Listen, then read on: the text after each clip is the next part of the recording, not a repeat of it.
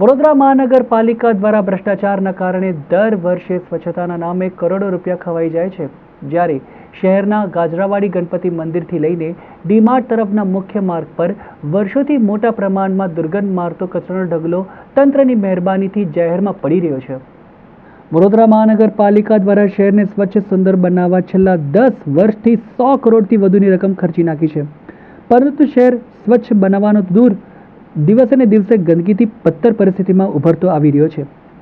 હાલમાં જ દેશના તમામ રાજ્ય અને શહેરોના સ્વચ્છતા અંક કેન્દ્ર સરકાર દ્વારા જાહેર કર્યા હતા, જેમાં વડોદરાનો જે તે સમયે 14મો નંબર સ્વચ્છતામાં હતો, તે ભ્રષ્ટ અધિકારી નેતાઓના કારણે 33મા નંબરે આવી પહોંચ્યો હતો.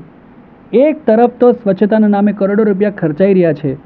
હવે કયા નેતા અને અધિકારીઓના પાસે જાય છે અને કોનું પેટ ભરાઈ રહ્યું છે તે જનતા પણ જાણે છે.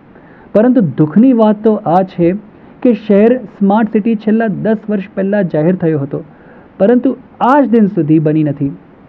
રોડ, ડ્રેનેજ, વરસાદી કાંસ અને અન્ય બાબતોમાં તો વિકાસની દ્રષ્ટિ ખૂબ જ દૂર છે, પરંતુ સામાન્ય સ્વચ્છતાની બાબતમાં પણ જે તે વિભાગના નેતા અને અધિકારીઓના પાપે વડોદરા ગંદકીથી છલકાઈ રહ્યો છે. વાત કરીએ શહેરના ગાજરાવાડી વિસ્તારની, તો ગાજરાવાડી વિસ્તારથી ડીમાર્ટ તરફના રસ્તા પર ખૂબ જ મોટા પ્રમાણમાં CTC ડોર ટુ ડોર કંપનીના સંચાલક દ્વારા ડમ્પિંગ સ્ટેશન બનાવી દીધું છે, જેમાં વોર્ડ નંબર 14ના અધિકારીઓ અને નેતાઓ પણ ચૂપચાપ આ તમાશો જોઈ રહ્યા છે, જ્યારે મ્યુનિસિપલ કમિશનર ક્યારેય વડોદરા શહેરની રૂબરૂ મુલાકાત કરતા નથી અને શહેર કઈ પરિસ્થિતિમાં છે તે પણ દેખાતું નથી.